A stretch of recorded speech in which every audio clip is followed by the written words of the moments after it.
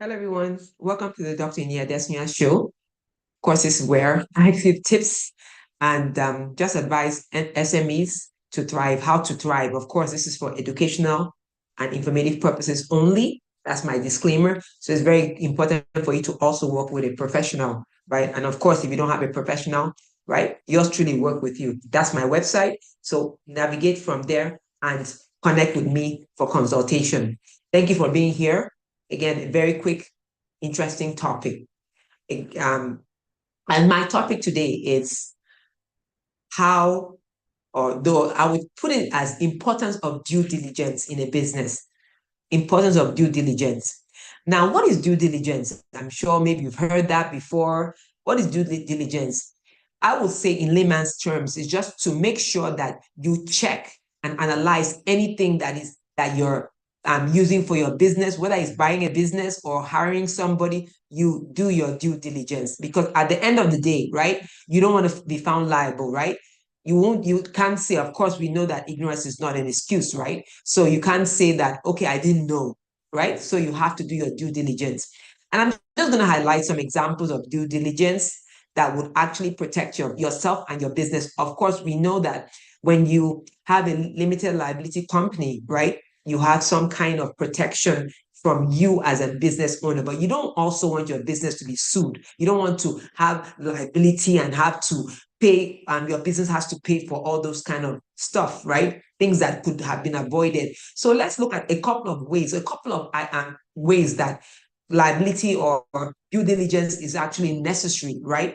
I mean, of course, there are so many. So I'm just going to list or mention a couple, right? First of all, staff. You're hiring a staff. What kind of due diligence would you do when you're hiring a staff? One of the things that you should do is making sure that that staff, right, is, that you have a background check for, background check that it's not, doesn't have any criminal record is very important, right? I've seen cases that people say, oh, I just want to hire, and this person's qualified, and I just want to quickly hire. There was a case like that, and this person hired someone that actually stole, right, from where the person was coming from. But because she was just in a hurry and did the criminal check after hiring, that was not, that was really bad, right?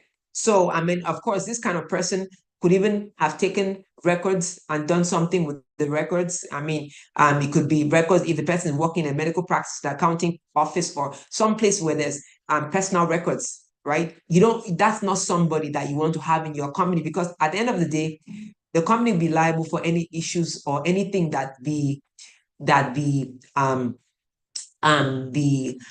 staff does, right? So you want to make sure that you do your due diligence, right? What about when you're hiring the person? What about making sure the person is authorized to work, right? Making sure that all those things, all those data, everything is in place, right? Because right, one of the things we do when I advise my clients when they hire staff, make sure that you have the proper documentation, right? If the person is coming in as an employee, and if the person is coming in as a 1099 or a contract staff, make sure you have the proper documentation. I know that for a 1099 staff, you don't really have to do so much, because really it's project based. But if your 1099 staff, or sorry, not staff, worker, has to have be in the midst of clients, background check is surely required. Even if it's a 1099, you don't want to put it out there, right? And because sometimes I see companies that take on consultants and they are customer facing, right? So you don't want to, the 1099, yes, but if the person is representing your company, then there's an issue there, right? And if the person is not qualified to work with others, right? Because of something in their background. So it just depends. I know the W-2, background, we always say, even as I work with my clients, I say, make sure you do your due diligence, make sure documentation, everything is in place, because if something happens, right, you have to, I mean, if you didn't do your due diligence, it will come back to you, right? Come back on the company, right? Of course, the limited liability company will come back on the company. If it's sole proprietorship, of course, it will come back to you. So make sure that you look at the difference, right? All right. Another example, another way, again, there are so many facets when we're looking at due diligence, is purchasing a business, right? You might want to expand as a small business owner or a medium-sized enterprise. You want to expand depending on what you're doing. Sometimes you can have, vertical integration where you have maybe you are into manufacturing, right? You want to sidestep the middleman and go straight to the person that supplies the raw material. So you just want to make sure that of course, it's going to be, at the end of the day, it's going to be cheaper when you're selling the product because you've eliminated the middleman. So you might look at things like that. Now, when we're looking at purchasing a business, please, it's very important that when people give you documents and say, oh, this is my financial statements, make sure that those financial statements are really financial statements. What do I mean? It's not because you see income and expenses, right? And you say, oh yeah, this is a balance sheet. Are those figures authentic? Make sure you dig in to find out if those figures that are given are authentic. Very important. And again, when we're looking at expanding your business, another aspect that people don't really share is liabilities. What are liabilities, right? Liabilities are debts, could be debts that could be owed. It could even be a legal case. So your job, before you sign any contract, and sometimes the packaging looks so good, so good.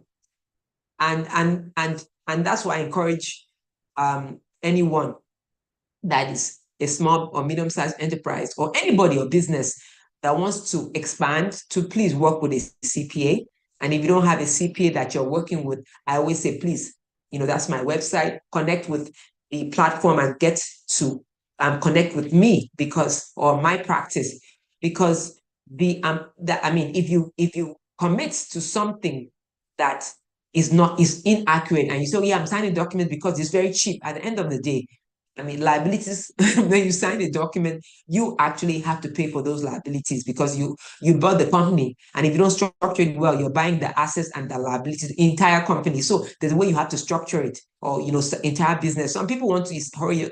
It's an integration horizontally, meaning that maybe it's something you want to expand within you want to get another target market, but it's on the same platform, not, getting the example I gave about vertical integration. So it's very important that you look and see, okay, am I getting the right figures? Is there any liability out there? Is there something that is being owed out there?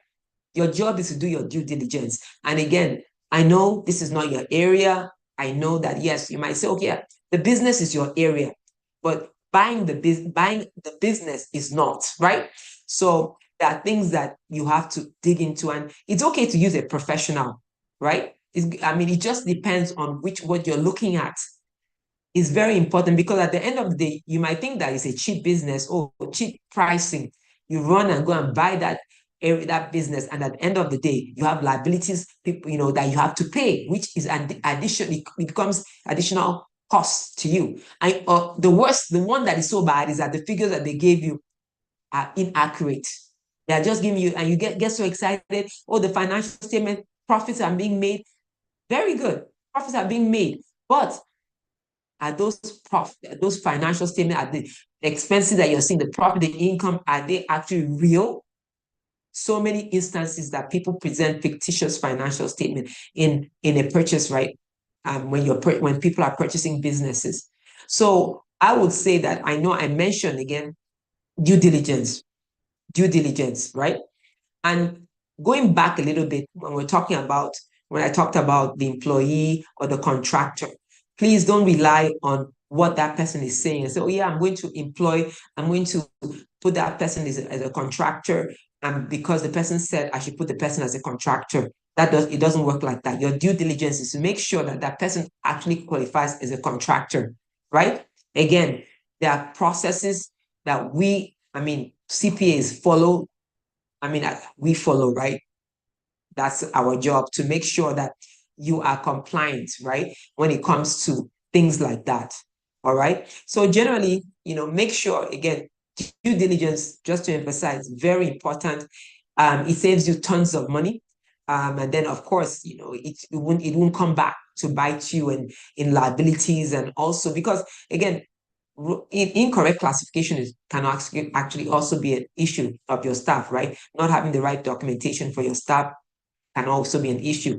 I've seen cases that even the employee or the staff or the worker turns around and sues the company because the worker or the employee knows they're right, because you know why? The correct documents were not signed.